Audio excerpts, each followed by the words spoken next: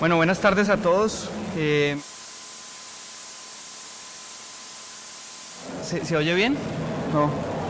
Puedes subir, gracias.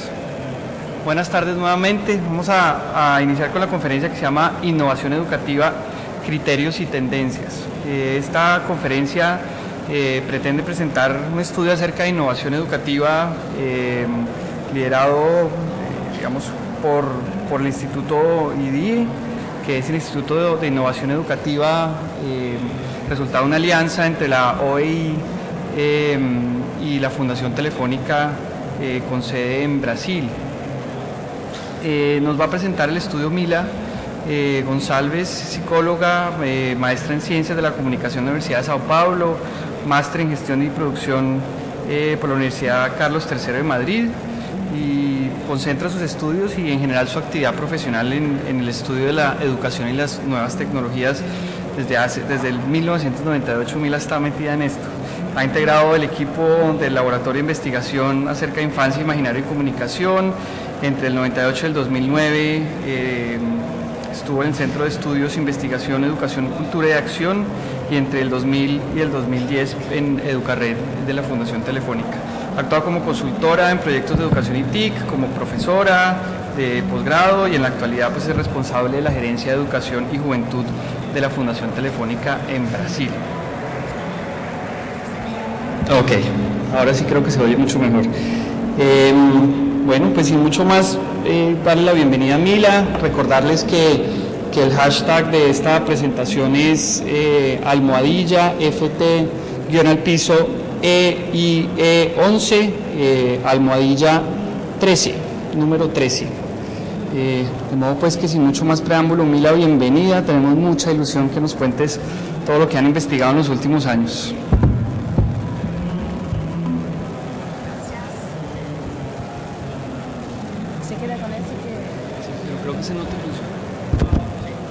Olá, boa tarde a todos.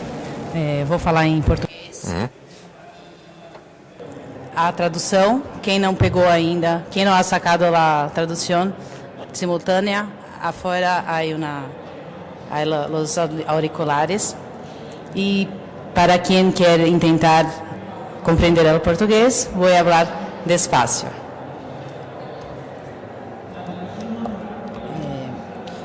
Bom, começar a contar, vou tentar fazer a fala em 40 minutos, para a gente conseguir ter um tempo de fazer, para vocês poderem fazer as perguntas e a gente poder fazer um debate nos últimos 20 minutos. Tá?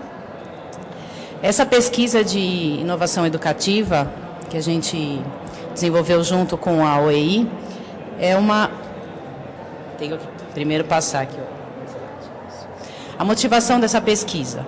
Primeiro, para a Fundação Telefônica, a área de educação da Fundação Telefônica, onde o Educarred é um dos programas, a inovação é um eixo estratégico.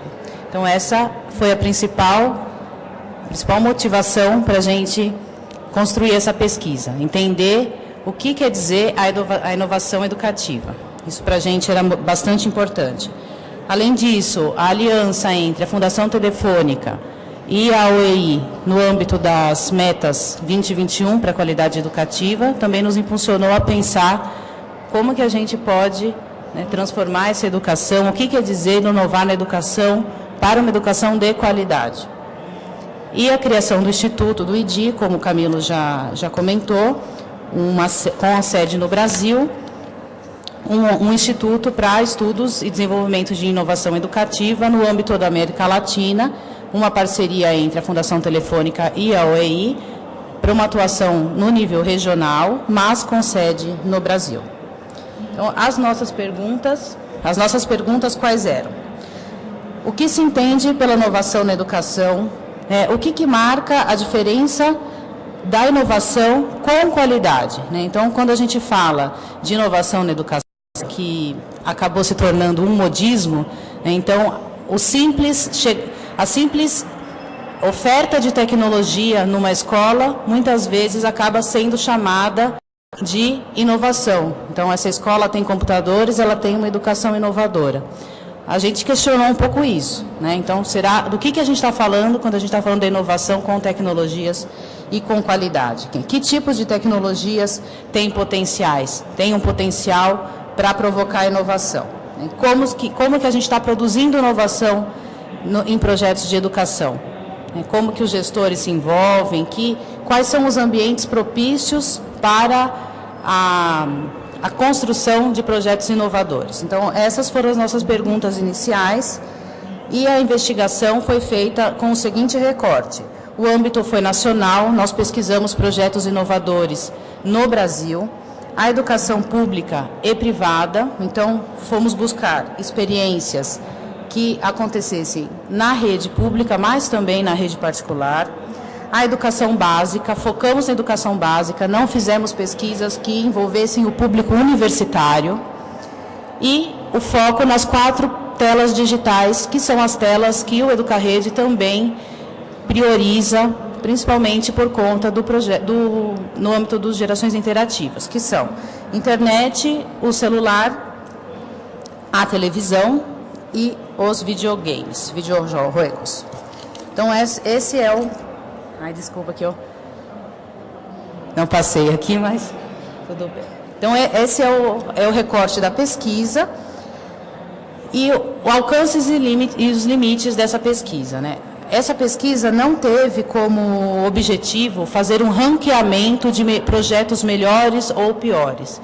Na verdade, nosso objetivo era localizar experiências concretas que se adequassem a alguns critérios de inovação.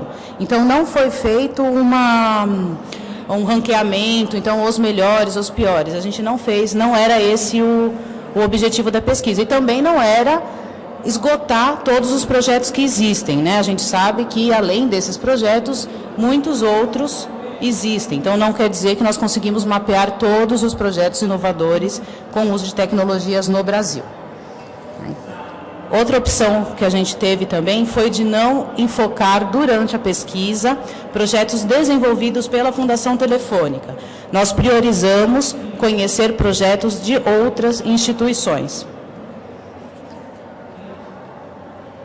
Bom, então a gente teve 4 etapas na pesquisa. A primeira etapa foi a etapa de revisão bibliográfica. E os conceitos que a gente buscou revisar: inovação, no âmbito mais geral e não só na educação, então na administração, no mundo da indústria, da ciência, da tecnologia. A bibliografia de inovação e na educação, qualidade educativa, uso das tecnologias no contexto educativo e a natureza das tecnologias mais recentes. E nesse ponto, o relatório Horizons foi uma das referências mais fortes que a gente utilizou. Qual é o processo de desenvolvimento da pesquisa? Qual foi a metodologia? Primeiro, a gente fez um levantamento de projetos, né, e onde a gente buscou esses projetos? Nessas fontes que vocês estão vendo. Então, bases de dados de prêmios, buscamos prêmio Frida, prêmio Educarede, prêmio Microsoft, professores inovadores, prêmios do Ministério de Educação do Brasil, vários prêmios que já desenvolvem, que buscam, selecionam já bons projetos. Na própria internet, páginas de secretarias, páginas de instituições, investigações científicas e também na nossa rede e base de contatos. Então, muitos pesquisadores, formadores de opinião, professores indicaram para a equipe projetos que eles consideravam inovadores. Então, essa foi a forma de coleta dos projetos. Com essa coleta de projetos, nós chegamos a 72 nomes de projetos. Desses 72 projetos, 60 a gente considerou que atendiam aos critérios iniciais que a gente buscava, então aí já foram descartados alguns. Para esses 64 projetos foi enviado um documento, um questionário, para que eles enviassem para os responsáveis dos projetos, enviarem informações sobre esses projetos. 50% praticamente respondeu, então aí a gente acabou ficando sem informação de praticamente 30 projetos. Desses que responderam, praticamente 100% eram pertinentes. A gente já fez uma avaliação mais profunda desses 26, selecionamos 11 projetos para um aprofundamento mais superficial e 4 projetos aí sim para um aprofundamento maior de entrevista, de uma coleta maior de dados sobre a metodologia do projeto, e depois eu vou mostrar um pouco para vocês desses 4 projetos, que foram os que a gente se aprofundou mais. A organização dos resultados, em paralelo da coleta do conhecimento dos projetos, foi desenvolvido um sistema para a observação dos critérios da inovação com qualidade. A pergunta, né, o que é e como identificar a inovação tecnoeducativa, sempre foi a principal pergunta que nos levou a organizar os resultados. Fizemos alguns debates, então a gente está nesse momento, a gente fez um seminário no Brasil, no primeiro semestre, onde a gente apresentou esses resultados, né, colocou a pesquisa no debate, trouxemos várias pessoas para comentarem e fazerem seus aportes. Nesse momento, a gente está fazendo a revisão do texto inicial do relatório para publicar o ano que vem. Então, esse relatório que a gente tem ainda é um relatório que a gente entende como um relatório preliminar, por isso que ele ainda não está publicado em livro. E a publicação dos resultados que já está prevista agora para o primeiro semestre do ano que vem. Essa apresentação que eu tenho aqui, ela é uma apresentação mais extensa. Eu não vou passar todos os vídeos e nem todos os slides, porque a gente não vai ter tempo. E aí a gente perderia a oportunidade do debate. Eu mantive os slides, porque essa apresentação vai ficar disponível no ambiente do congresso, do encontro. E aí depois, com calma, quem se interessar pode voltar e rever com todos os materiais, os links, os materiais que a gente tem aqui. Basicamente, esses 3 vídeos, que se a gente apresentar, a gente acaba consumindo 15 minutos da apresentação, discutem um pouco qual é como o conceito de inovação. Né? A inovação, ela precisa de tecnologia? Necessariamente não. Né? O que o vídeo vai suscitar a gente a refletir? Não necessariamente. Você pode ter muita inovação sem tecnologia. Às vezes a inovação é a tecnologia? Sim. Às vezes a própria tecnologia é a inovação. Então esses vídeos trazem essa reflexão. Na nossa referência, na revisão bibliográfica, a gente começou olhando o termo. Né? Então, o que quer dizer inovar? E fomos ao dicionário. Então, inovar tem esse significado de converter em algo novo, né? Restaurar, trazer uma novidade, introduzir uma novidade, fazer algo como não se fazia antes. O efeito de inovar. E a revisão bibliográfica trouxe o que para a gente? Trouxe, pelo menos não na área da educação, mas na área da administração, se você vai estudar o conceito de inovação, ela está sempre muito ligado a resultado, né? A criação, geração de valor e resultado. Por que se inova na indústria? Se inova para obter melhores resultados. Resultados de venda, resultados de processo, e você sempre quer gerar um melhor resultado. Você tem as inovações, que são inovações disruptivas, que são aquelas inovações que inserem uma grande novidade, que mudam, de fato, algum paradigma, e a gente tem a inovação que é incremental, que seria uma inovação secundária. Você não muda um paradigma, mas você melhora, você traz novas funcionalidades para uma metodologia ou para um produto que já existe. O celular é um bom exemplo. Né? O celular é uma inovação disruptiva, porque ele mudou totalmente a forma com que a gente se comunica na telefonia. Agora, de um BlackBerry de um celular de 10 anos atrás para um BlackBerry de hoje, não é uma inovação, a gente não tem uma inovação disruptiva, aí sim é uma inovação incremental. Você tem melhorias no mesmo suporte, no mesmo aparato. Na educação isso também se aplica. Bom, ainda sobre a inovação. Né? A inovação, conforme a gente foi estudando, fica muito claro que é um fenômeno muito complexo e muito difícil de ser medido. Né? Muitas vezes a gente não consegue com os indicadores e sistemas muito lineares de monitoramento, fazer uma medição da inovação, né, do processo inovativo. Por quê? Porque a inovação está intrinsecamente relacionada à mediação cultural, ao contexto onde ela acontece. Um processo inovativo em uma determinada comunidade, para um determinado público, não necessariamente é um processo inovativo para outro público. Então, a inovação, ela é muito contextual. Né? Ela tem muito a ver com a comunidade onde ela está inserida. Por quê? Porque ela se relaciona com os hábitos, os estilos de aprendizagem, os conhecimentos prévios dessa comunidade, os contextos, as rotinas culturais e as crenças dessa comunidade. Então, quando a gente fala de inovação na educação com tecnologias, fica muito complicado você querer construir uma receita que vá servir para todas as escolas, né, ou para todos os contextos. Você precisa, sim, olhar para aquele contexto. E o que é uma inovação nesse contexto? Isso a gente chegou a essa conclusão através dessa revisão bibliográfica. Por isso, né, uma conclusão que a gente construiu, de forma genérica, a inovação pode ser considerada um processo social complexo, que implica em mudanças em diferentes âmbitos, principalmente nas formas de atuar, de relacionar-se, de aprender a vida e de produzir. Então, não é um fenômeno simples.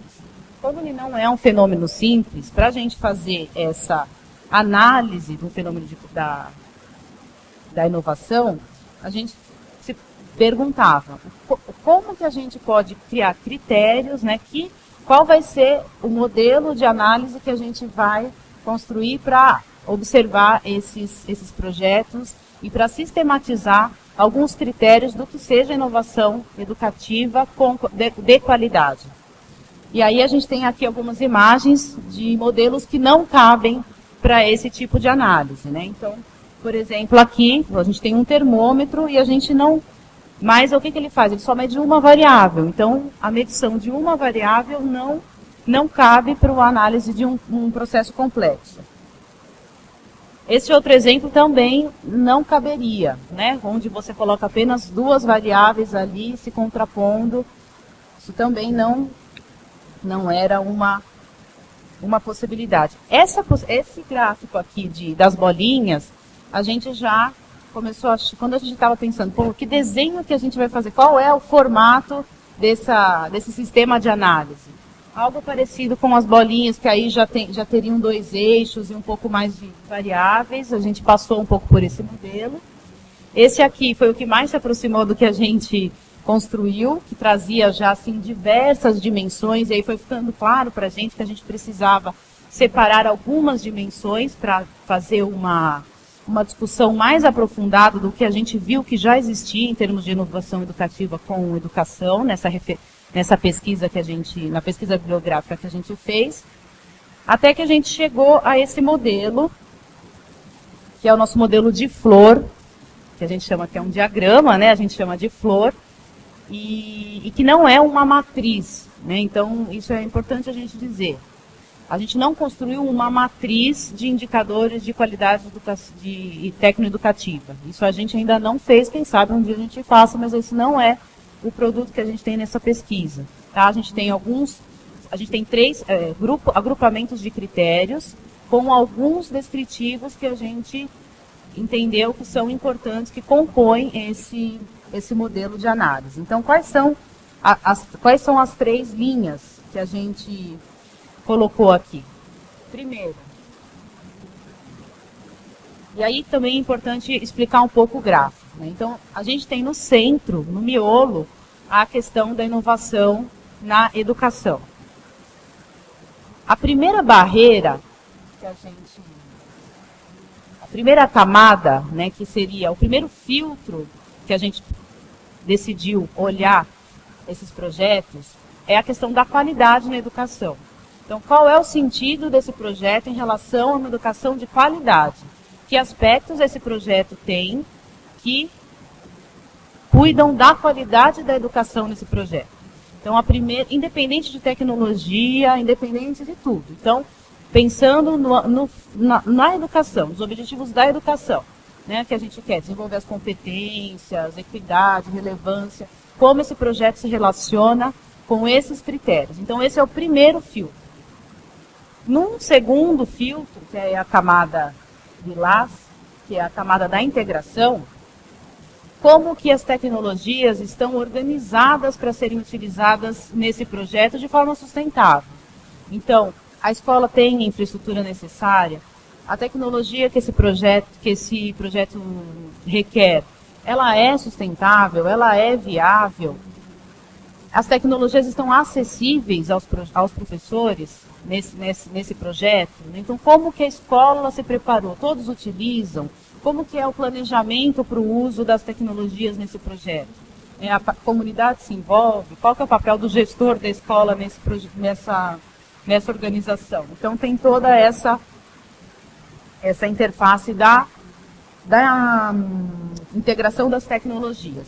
E, por fim, né, na última camada da flor, estão as tendências tecnológicas, que aí a gente se baseou bastante no relatório Horizons, como as tendências de tecnologia que esse relatório levanta, que são tendências para curto prazo, de 0 a 2 anos, de 2 a 4 anos e de 4 a 6 anos. Então, as tecnologias, e aqui eu acho bem interessante, porque em paralelo a tudo isso, a gente também foi se envolvendo bastante com a metodologia do TEPAC, que a Judy hoje trouxe para a gente, né? E aqui acho que a gente também fez essa mesma opção, né? A adoção da tecnologia em si, ela é a última camada da flor, e não a primeira. Do mesmo jeito que ela coloca que quando você vai fazer um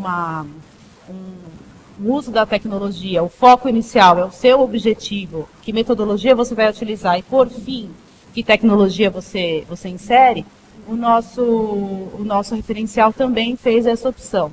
Então, no centro, a qualidade de educação, depois, como a escola está organizada, como projeto, e não só a escola, porque a gente também acaba tendo projetos que extrapolam os muros das escolas, como vocês vão ver, né, como a educação como a instituição está organizada para utilizar essas tecnologias, e depois, que tecnologia que cabe nessa atividade. E aí, seguindo essas tendências que eu comentei.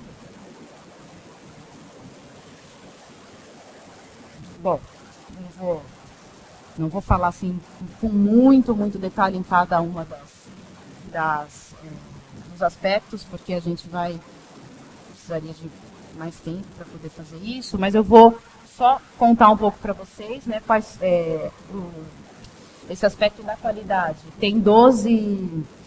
São 12 aspectos que a gente observa, né, na qualidade, e são aspectos que a gente tirou de alguns documentos importantes, né? Por exemplo, o documento das metas 2021 da OEI, documentos de referência da Unesco e também de uma instituição brasileira, Ação Educativa, que desenvolve um projeto de indicadores de qualidade de educação no Brasil.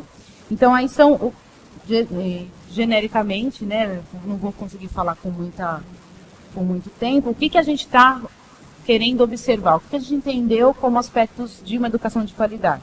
Então, uma educação onde a sociedade esteja, um projeto onde a sociedade esteja comprometida com a educação, onde os aspectos de uma educação na diversidade sejam considerados, a questão da universalização. Então, ele está, de alguma forma, contribuindo para a universalização da educação ou a democratização do acesso aos bens culturais no meio digital.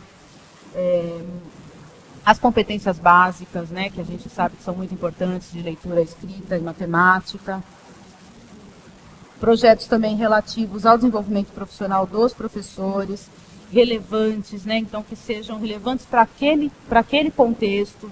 A relevância quer dizer que o projeto é importante em um contexto específico. Ele precisa ser importante para aquela comunidade.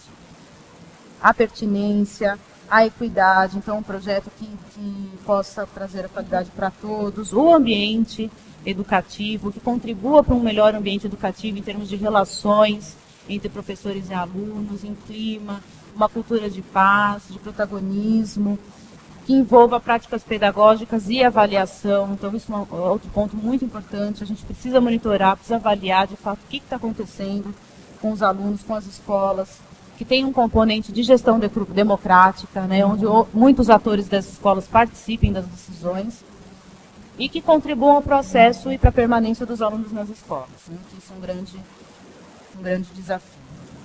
Em termos da integração com as tecnologias, o que a gente observou? A disponibilidade das tecnologias, e aqui também são indicadores que a gente tomou por base um material que a OEI organizou, que está super recém-lançado, a Solange, inclusive, está aqui, da OEI do Brasil, do IDI, um material que foi lançado e em breve vai ser bastante divulgado, com a sistematização de indicadores qualitativos para o nível mais de gestão das tecnologias.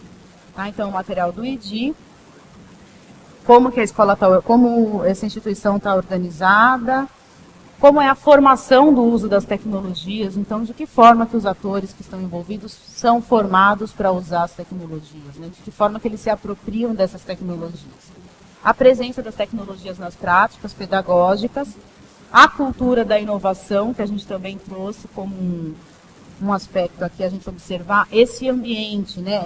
Essa instituição, ela está preparada para produzir inovação? As pessoas confiam uma nas outras para poder inovar?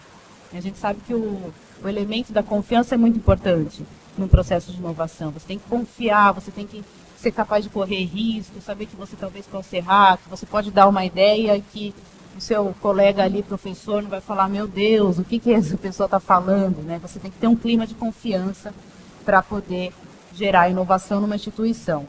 E os conteúdos e recursos pedagógicos digitais. Então, esse é o aspecto da integração das tecnologias.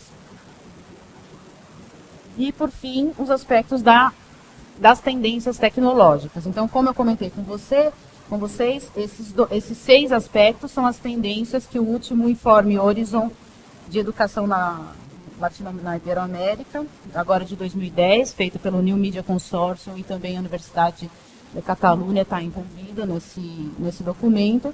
Eles trouxeram essas 6 tendências e aí elas estão agrupadas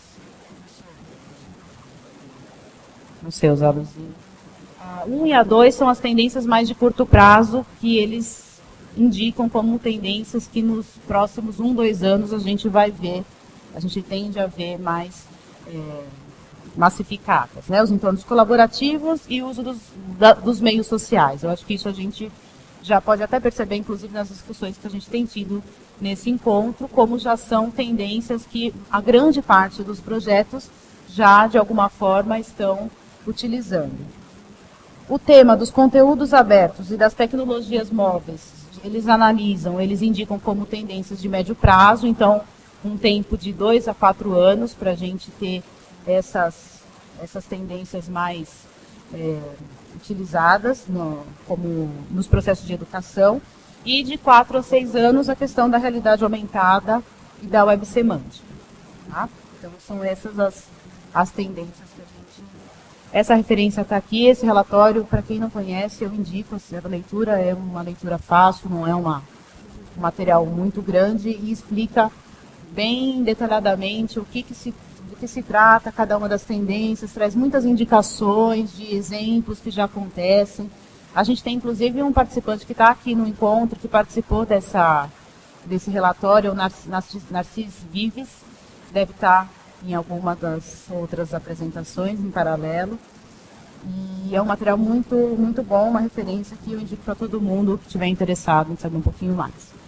Bom, então, a nossa flor, essa é a flor com as respectivas, o respectivo detalhamento. E esses são os 11 projetos que a gente selecionou naquela última etapa. Tá? Aqui está o nome dos projetos. Vocês desculpem, mas eu não fiz a tradução dos títulos, né? Porque eu não tive a grafia original. Todas essas informações, no final, a gente tem um link que eu vou passar para vocês. Essas informações já estão no processo de tradução para a gente publicar no Educarrede, tanto em português quanto em espanhol. Tá? No momento a gente tem o conteúdo mais em português, mas em breve estará tudo também em português e em espanhol. Então agora eu vou mostrar para vocês um pouquinho dos 4 projetos que a gente aprofundou, tá? Para vocês entenderem e visualizarem um pouco de que tipo de experiência a gente acabou selecionando, tendo em vista esses critérios. Esse primeiro projeto de cartografia dos sentidos, ele é feito em parceria com uma universidade, e aí, fazendo até um gancho com a última fala que o Luciano fez na outra sala, a gente observou sim que muitos desses projetos, que são os projetos que a gente acabou considerando como mais inovadores, são fruto de parcerias entre a universidade, a escola, algumas empresas também. Então, essa junção de diferentes instituições, né, que cada um tem o seu espaço na sociedade, a sua missão, o seu modo de operar, quando se juntam para produzir inovação na educação, muitas vezes são os projetos que mais se destacam. Então eu vou pedir para o moço do vídeo passar para a gente. Vídeo. Ele tá. Moço do vídeo.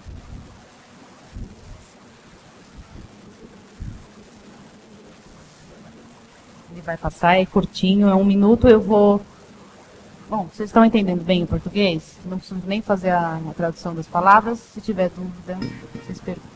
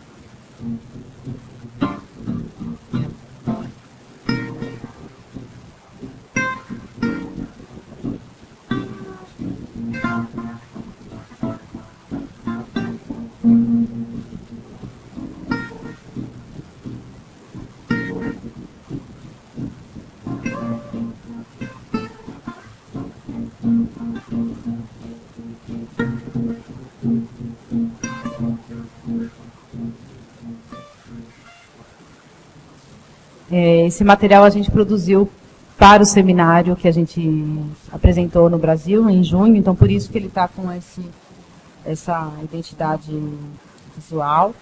E eu vou passar os vídeos, porque a gente já está com quase 15 minutos para terminar, e senão a gente não vai conseguir fazer o debate. Então, pode passar, por favor, o próximo, do Rio de Janeiro.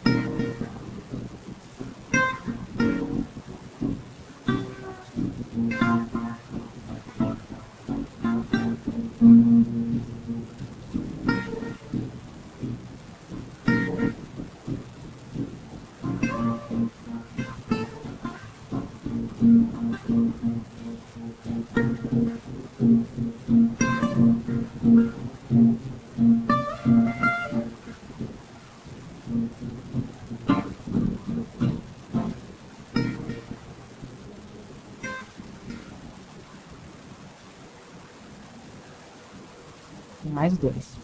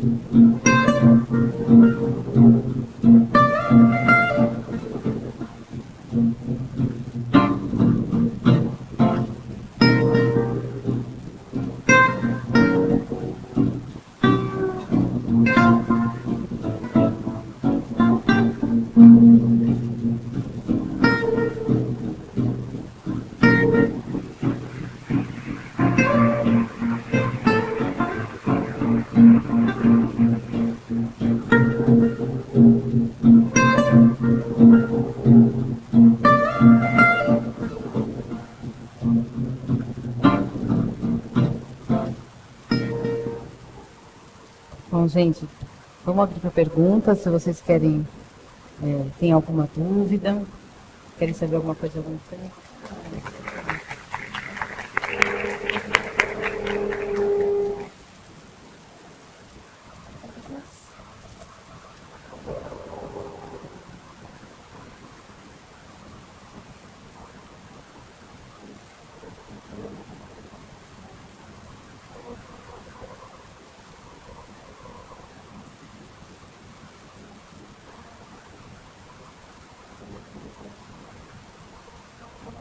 Será que o seu uso? Alô. Alô. Bom dia, Mila, parabéns. Eu estava observando todos enfim, os 4 exemplos, está no social game, na geolocalização, né? Então está tudo caminhando muito para essa educação colaborativa. Qual a sua opinião sobre alguns pensadores da Fundação sobre o fim da aula cronometrada e do espaço concreto? Porque ali nos trabalhos selecionados já vê que isso está bem claro, né? Como você imagina a escola que vai ser... Ela vai precisar de um espaço, como antigamente, da sala de aula, da carteira? Como vocês imaginam isso? Bom, primeiro eu vou começar já dizendo, eu defendo a escola. Eu adoro a escola foi um lugar fundamental para mim, para o meu desenvolvimento. Não sou a favor das teorias que dizem que não teremos mais escolas. Eu acho que a gente precisa mudar o que acontece dentro das escolas. Mas a escola como um espaço de socialização, de encontro, de estabelecimento de relações, valores, intercâmbio cultural, limites, né, papéis, responsabilidades, eu acho ela é fundamental. Principalmente algumas sociedades, por exemplo, do caso do Brasil, né, onde a escola, inclusive, faz aí o papel tem o papel de uma educação, de uma formação integral desse aluno, desse jovem, que se ele não fosse para a escola, a gente não sabe de fato o que poderia acontecer com esses milhares de crianças que estariam livres aí pelas ruas. Então, eu acho que a escola como espaço de socialização, ela tem um papel fundamental, né, inclusive de botar a criança em contato com o adulto, que também é muito importante, né, o papel do professor, mesmo que ele mude, ele não é mais um transmissor do conhecimento. Isso, acho que para nós isso já está muito claro, né, ele tem um novo papel, um papel de mediador das tecnologias, de mediador desse aluno no mundo, né, de um mediador que estimule esse aluno a aprender a fazer, aprender a ser, aprender a viver juntos, né, uma pessoa que consiga desenvolver essas competências nos jovens, mas isso não quer dizer que a gente não precisa ter mais escola, né, e é claro que as tecnologias e todas esses processos que a internet nos possibilita vivenciar em termos de aprendizagem, vão transformar o que a gente está fazendo hoje dentro da sala de aula, né? Então, eu não sei dizer se a gente vai continuar tendo as salas como elas são hoje, dividida em 50 minutos.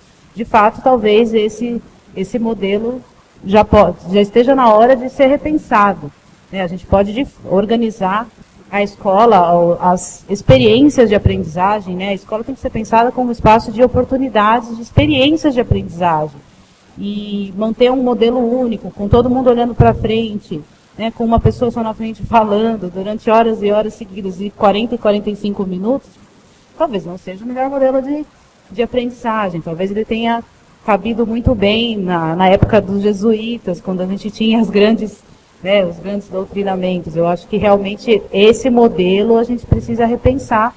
E aí tem experiências, daí a gente já pode colher várias estratégias de coisas novas, né, de novas metodologias, novos arranjos que a gente já pode aplicar e oferecer para os alunos em processos de educação, que não necessariamente também acontecem só nas escolas, né, a gente aprende o tempo todo em contato com os bens culturais, conversando com os nossos vizinhos, em contato com a nossa comunidade, a gente aprende o tempo todo, né? Então, desenvolver essa competência de aprender o tempo todo é muito importante nessa sociedade que a gente está hoje. A gente vive imerso em um sistema, né, com tantas informações e interações. A gente interage hoje com pessoas do mundo inteiro. Quantos daqui a gente já não conhecia virtualmente, agora a gente conhece presencialmente. O próprio Educarrede é uma experiência intercultural, né? As nossas equipes estão em países distantes e a gente constrói coisas juntos, colabora há tantos anos, os educadores que se envolvem no Educarrede também e tantas outras experiências que existem. Então, eu acho que sim, a escola precisa mudar um pouco, chacoalhar um pouquinho, quebrar um pouco as paredes, os muros, mas ela ainda é um espaço essencial.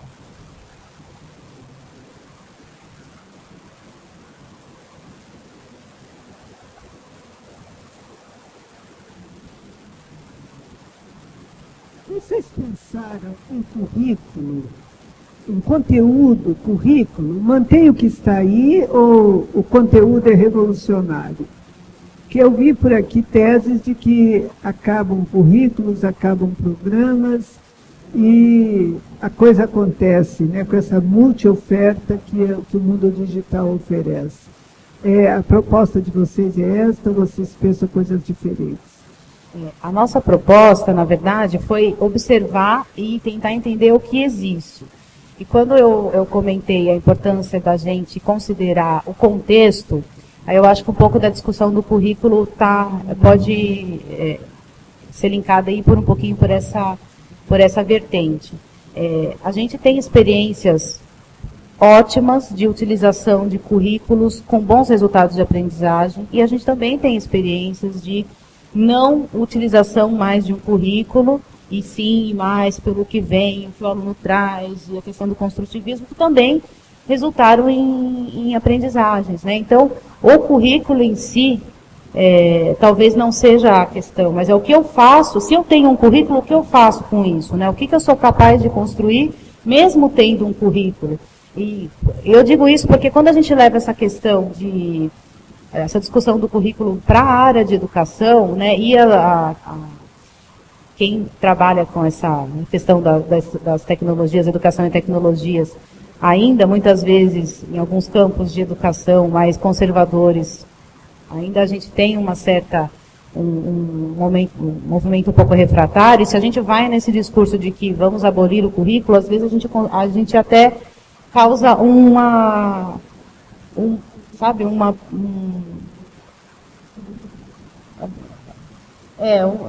aquela coisa assim, ai não, eles vêm, puxa, eu adoro o currículo, e vocês vêm aqui e me dizem que eu não tenho mais que ter currículo. Então, o próprio mundo da educação acaba se vendo muito questionado, né? Então, eu acho que é uma questão do contexto. Você tem algumas situações onde o seu corpo docente, a sua estrutura, a sua cultura, necessita, sim, de um apoio mais curricular, de uma orientação mais orientada. Isso acontece, a gente vê isso acontecendo no Brasil. Queremos professores autônomos, criativos, protagonistas, 2.0, 3.0, que planejem, que avaliem, que façam portfólios. A gente quer esse professor, mas a gente não são todos os professores que são dessa forma. Então, para alguns contextos, sim, um apoio curricular acaba sendo uma boa estratégia. E isso não quer dizer que ele precise parar nesse currículo. O currículo pode ser um ponto de partida, né? E da mesma forma que outras experiências mostram que uma abolição total do currículo também pode ser interessante. Então, eu acho que a gente precisa também pensar um pouco na despasteurização, né? Não tem um modelo único, né? A gente precisa pensar nessa realidade, naquele contexto, o que é uma inovação naquele contexto que garanta que eu estou desenvolvendo bons cidadãos críticos, preparados para enfrentar, para participar nesse mundo onde eles estão inseridos. E aí as estratégias vão ser várias, às vezes com currículo, às vezes sem currículo. Não tem um formato único, não tem uma resposta sim ou não, ou isso ou aquilo. Avaliação, como é que fica? A avaliação, como é que é feita? Bom, o que se cobra ou não se cobra, o que se quer? E como avaliar se conseguiu isso que se quer? Bom, primeiro, para você avaliar, você tem que saber qual é o seu objetivo. Os guardiões do tempo. Muito claramente, você tem que saber o que você quer, né, o que eu quero desenvolver nesse aluno, e eu vou ter que acompanhar se esse aluno alcançou ou não, se ele se desenvolveu. Então, a avaliação ela é imprescindível, ela continua sendo imprescindível, ela pode ter diversas ferramentas, mas o mais importante é observar se não compará-lo com o outro, mas observar se esse aluno se desenvolveu. Gente, muito obrigada. A gente encerra, continua no virtual.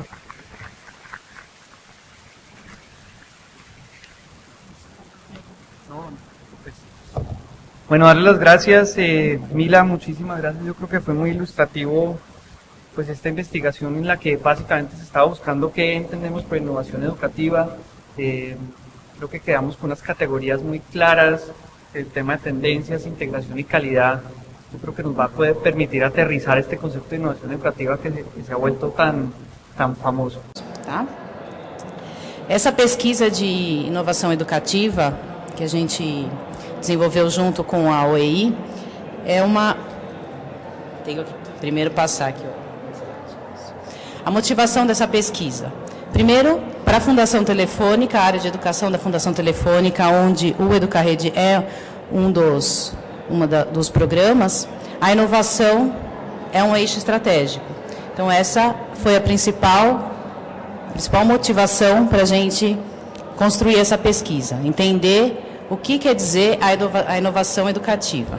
Isso para a gente era bastante importante. Além disso, a aliança entre a Fundação Telefônica e a OEI, no âmbito das metas 2021 para a qualidade educativa, também nos impulsionou a pensar como que a gente pode, né, transformar essa educação, o que quer dizer inovar na educação para uma educação de qualidade. En el estudio de la educación y las nuevas tecnologías, desde el 1998 Mila está metida en esto. Ha integrado el equipo del Laboratorio de Investigación acerca de Infancia, Imaginario y Comunicación. Entre el 98 y el 2009 estuvo en el Centro de Estudios, Investigación, Educación, Cultura y Acción, y entre el 2000 y el 2010 en Educarred de la Fundación Telefónica. Ha actuado como consultora en proyectos de educación y TIC, como profesora de posgrado, y en la actualidad pues es responsable de la Gerencia de Educación y Juventud de la Fundación Telefónica en Brasil. Ok, ahora sí creo que se oye mucho mejor.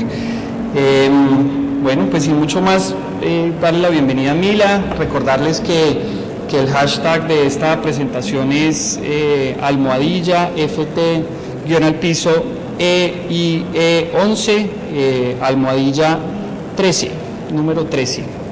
De modo, pues... E a criação do Instituto do IDI, como o Camilo já comentou, com a sede no Brasil, um instituto para estudos e desenvolvimento de inovação educativa no âmbito da América Latina, uma parceria entre a Fundação Telefônica e a OEI, para uma atuação no nível regional, mas com sede no Brasil. Então, as nossas perguntas quais eram? O que se entende pela inovação na educação? O que marca a diferença da inovação com qualidade, né? Então, quando a gente fala de inovação na educação, que acabou se tornando um modismo, né? Então, a simples oferta de tecnologia numa escola, muitas vezes acaba sendo chamada de inovação. Então, essa escola tem computadores, ela tem uma educação inovadora.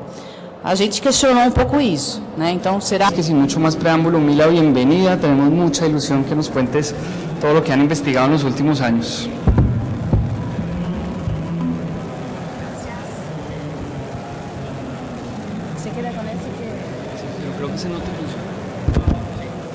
Olá, boa tarde a todos. Vou falar em português. A tradução, quem não pegou ainda, quem não ha sacado a tradução simultânea, afuera hay los auriculares. E para quem quer tentar compreender o português, vou falar despacio.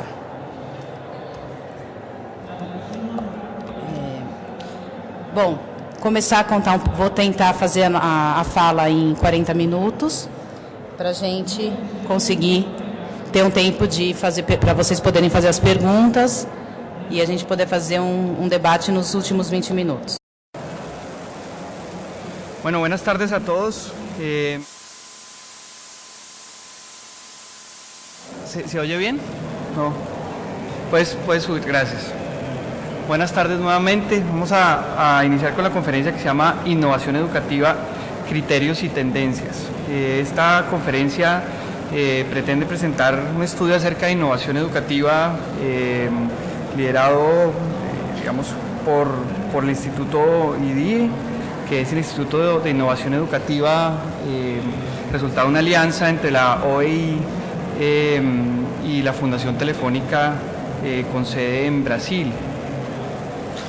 Nos va a presentar el estudio Mila González, psicóloga, maestra en Ciencias de la Comunicación de la Universidad de Sao Paulo, máster en Gestión y Producción por la Universidad Carlos III de Madrid, y concentra sus estudios y en general su actividad profesional